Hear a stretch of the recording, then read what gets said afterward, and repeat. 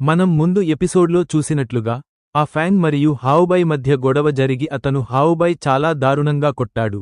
దానికి ప్రతీకారం తీర్చుకోవడానికి హావుబై ఫ్యాంగ్ తండ్రిని మరియు అతని బృందాన్ని పని కోసం తన ఇంటికి పిలిచాడు మరియు తరువాత తన బాడీగార్డ్స్తో కలిసి వారిని కొట్టడం ప్రారంభించాడు. అప్పుడు ఫ్యాంగ్ కూడా అక్కడికి వచ్చి తన తండ్రిని కొట్టడం చూసి చాలా కోపంగా ఉన్నాడు మరియు అతను అక్కడికి వెళ్లి తన బాడీగార్డ్స్ ని కొట్టి అతన్ని స్పృహ కోల్పోయేలా చేశాడు. ఆపై పోలీసులు అక్కడికి వచ్చి ఫ్యాంగ్ను పట్టుకుని ఫ్యాంగ్ను తమతో తీసుకెళ్లి లాకప్లో బంధించారని మరియు ఎపిసోడ్ చివరిలో ఫ్యాంగ్ ఆ హంతకుడితో పోరాడుతూ స్పృహ తప్పటం మరియు పోలీసులు అతన్ని ఆసుపత్రికి పంపారని మనం చూశాము. అప్పుడు ఎపిసోడ్ ముగుస్తుంది మరియు ఫ్యాంగ్ ఆసుపత్రిలో ఇంకా కోమాలోనే ఉన్నాడు మరియు మరోవైపు యుమింగ్ పోలీసు ప్రధాన కార్యాలయానికి ఫోన్ చేసి కొన్ని రోజుల క్రితం హావుబై మరియు ఫ్యాంగ్ మధ్య ఏమి జరిగిందో, నేను కూడా ఆ సమయంలో అక్కడే ఉన్నానని మరియు ఆ సమయంలో నేను స్వయంగా చూశానని చెబుతుంది. ఫ్యాంగ్ ఎటువంటి తప్పు చేయలేదు. హావుబై ఫ్యాంగ్ ని కొట్టడానికి తన ఇంటికి పిలిచాడు. అప్పుడు పోలీస్ చీఫ్ సరే, మీరు ఏమి చెబుతున్నారో నాకు అర్థమైంది. నేను హావుబై ఇంటి సీసీటీవీ ఫుటేజ్ను తనిఖీ చేస్తాను.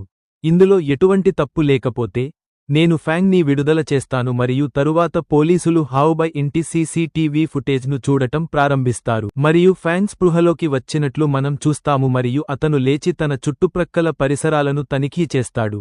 అప్పుడు ఇద్దరు పోలీసులు ఆసుపత్రి వెలుపల గార్డింగ్ చేస్తున్నారు. ఫ్యాంగ్ అక్కడ గదిలో ధ్యానం చేయడం ప్రారంభిస్తాడు. స్క్రీన్ మారుతుంది మరియు పోలీసు డైరెక్టర్ ఫ్యాంగ్ ని కలవడానికి వస్తాడు. ఇప్పుడు నువ్వు బెటర్గా ఫీల్ అవుతున్నవా అని అడుగుతాడు. అప్పుడు ఫ్యాంగ్ హా ఇప్పుడు బాగానే ఉంది అంటాడు. అప్పుడు డైరెక్టర్ ఫ్యాంగ్ ఇప్పుడు నువ్వు ఇంటికి వెళ్ళొచ్చు అంటాడు. ఏంటి నిజంగానా? అప్పుడు డైరెక్టర్ హా మేము హావుబై ఇంటి సీసీటీవీ చెక్ చేశాము. ఆ ఫైట్లో నీ తప్పు ఏమీ లేదు అని మాకు తెలిసింది. ఆ రోజు నువ్వు మీ ఫాదర్ ని మిమ్మల్ని మీరు రక్షించుకోవడానికి మీరు ఇలా చేశారు అని చెప్పి డైరెక్టర్ బా ఫ్యాంగ్ ని విడుదల చేస్తాడు మరియు అతను అక్కడి నుండి వెళ్ళిపోతాడు. స్క్రీన్ మారుతుంది మరియు క్లబ్లో హావుబై ని చూస్తాము. ఒక వ్యక్తితో మాట్లాడుతూ ఉంటాడు. చాలా కోపంగా ఉంటాడు. హంతకుడు ఆ సాధారణమైన ఫ్యాంగ్ ని కూడా కొట్టడంలో విఫలమవుతాడని నేను ఎప్పుడూ అనుకోలేదు అని అంటాడు మరియు అతను నెక్ టైన్ చంపడానికి మంచి మరియు శక్తివంతమైన కిల్లర్ ని పంపిస్తా అంటాడు. అప్పుడు ఎదురు కూర్చున్న వ్యక్తి ఏంటి నువ్వు మళ్ళీ ఇవన్నీ చేయాలనుకుంటున్నావా అని అతను అంటాడు మరియు ఆ రోజు నువ్వు ఫ్యాంగ్ చేసిన ఫైట్ను నేను ఆ రోజు సీసీటీవీ కెమెరాల వీడియోలను తొలగించే సమయం నాకు దొరకలేదు అతను అంటాడు. ఒకవేళ ఫ్యాంగ్ సెక్యూరిటీ బ్యూరోను ఈ విషయంలో దర్యాప్తు చేయమని అడిగితే ఆ వీడియోలు నీపై నేరారోపణ చేస్తాయి మరియు భద్రతా బ్యూరో నిన్ను పట్టుకుంటే నీ మామ కూడా నిన్ను రక్షించడం కష్టమవుతుంది. అప్పుడు హావుబై చాలా టెన్షన్ పడతాడు. నువ్వు వెళ్ళి మీ మామతో ఈ విషయానికి గురించి మాట్లాడు. అప్పుడు హావుబై లేదు నేను సెక్యూరిటీ బ్యూరోకి చిక్కలి అనుకోవడం లేదు. అక్కడి నుండి అతను తన మామ వద్దకు వెళ్తాడు. అక్కడ అతని తండ్రి కూడా ఉన్నాడు. ఆ హంతకుడు కూడా ఉన్నాడు. అప్పుడు హావుబై వారికి అన్ని విషయాల గురించి చెబుతాడు. తరువాత అతని నాన్న తన మామతో ఈసారి సమస్య చిన్నది కాదు. ఈ సమస్య నుండి తప్పించుకోవడానికి ఏదైనా మార్గం ఉందా అని అడుగుతాడు. అప్పుడు హావుబై మామ అన్నయ్య ఈ విషయానికి నాకు వదిలే నేను చూసుకుంటా అంటాడు. తరువాత ఈ రోజు నుంచి నువ్వు ఇంట్లోనే ఉండు మళ్ళీ ఇంటి నుండి బయటకు వెళ్లి ఎటువంటి ఇబ్బంది కలిగించకు. అప్పుడు హావుబై సరే మామ, నాకు అర్థమైంది. మామ ఫ్యాంగ్ ప్రాక్టీషనర్ మాత్రమే మరియు అతను నన్ను ఓడించలేడు. అతను నాతో పోరాడటానికి ధైర్యం చేస్తే నేను అతనిని వదిలిపెట్టాను. సీన్ మారుతుంది మరియు ఫ్యాంగ్ బ్యారియర్ మీద నిలబడి ఏదో ఆలోచిస్తున్నట్లు మనం చూస్తాము. అప్పుడు యుమింగ్ కూడా అక్కడికి వస్తుంది. ఫ్యాంగ్కి హై చెప్తుంది. అప్పుడు ఫ్యాంగ్ నేను విశ్రాంతి తీసుకోవడానికి ఇక్కడకు వస్తూ ఉంటాను. మీరు కూడా ఇక్కడికి రావడం బాగుంటుందా అంటాడు. అప్పుడు ఆమె కూడా అవును అని చెబుతుంది మరియు నా తరపున సాక్ష్యం ఇచ్చినందుకు ధన్యవాదాలు అని చెబుతాడు. అప్పుడు ఆమె ధన్యవాదాలు చెప్పనవసరం లేదు నేను నిన్ను నమ్ముతున్నాను మరియు తరువాత వారు కొంచెం సేపు మాట్లాడుకుంటారు.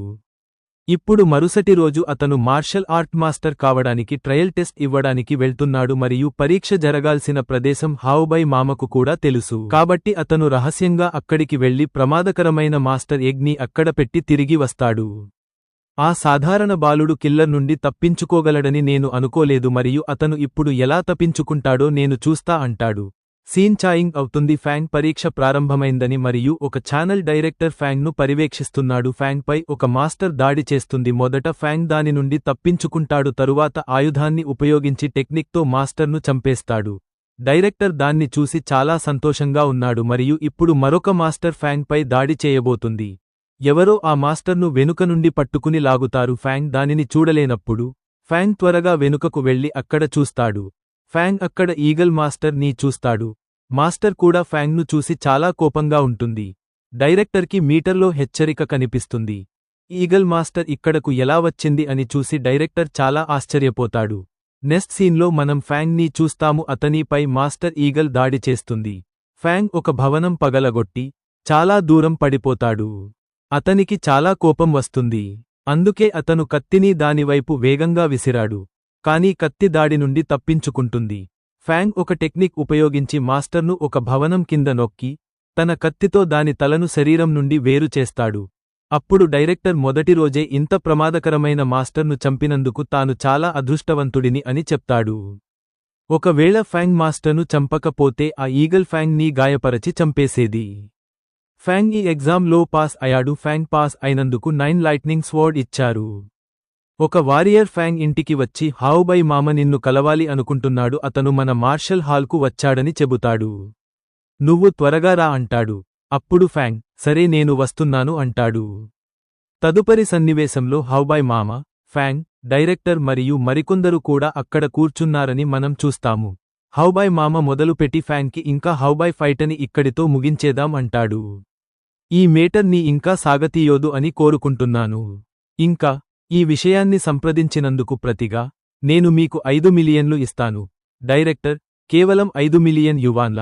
అతను ఒక విద్యార్థి అని మీరు అతన్ని బుల్లి చేస్తున్నారు. ముందు ఫ్యాంగ్ని ఇబ్బంది పెట్టారు. తర్వాత మీరు అకస్మాత్తుగా ఇక్కడకు వచ్చారు. మాకు ఎందుకో మీరు గజిబిజి చేయటానికి వచ్చినట్లు అనిపిస్తుంది. అప్పుడు హావుబై మామ మీ డిమాండ్ ఏంటి అంటాడు. డైరెక్టర్ 50 మిలియన్ యువాన్లు అంటాడు. మరియు దానితో పాటు మీరు ఫ్యాంగ్ తండ్రికి మోకాళ్లపై క్షమాపణ చెప్పాలి. ఫ్యాంగ్ మా జింగ్ జియన్ హాల్ విద్యార్థి.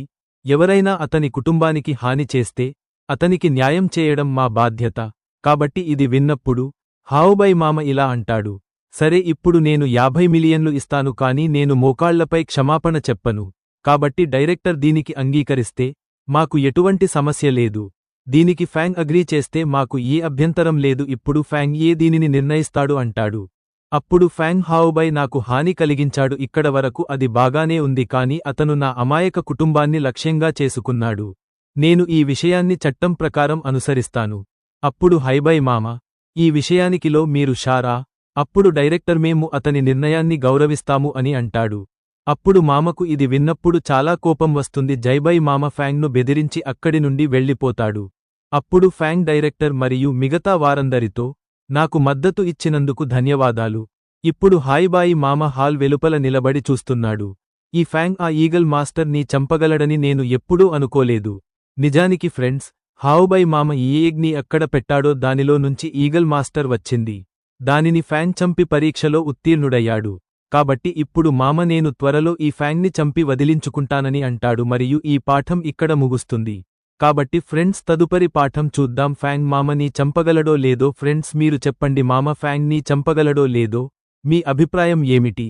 దయచేసి క్రింద కామెంట్స్ ద్వారా నాకు చెప్పండి. మరియు మీరు నా ఛానెల్లో కొత్తవారైతే ఛానెల్కు సబ్స్క్రైబ్ చేయండి మరియు నోటిఫికేషన్ను ఎల్లప్పుడూ ఆన్లో ఉంచండి.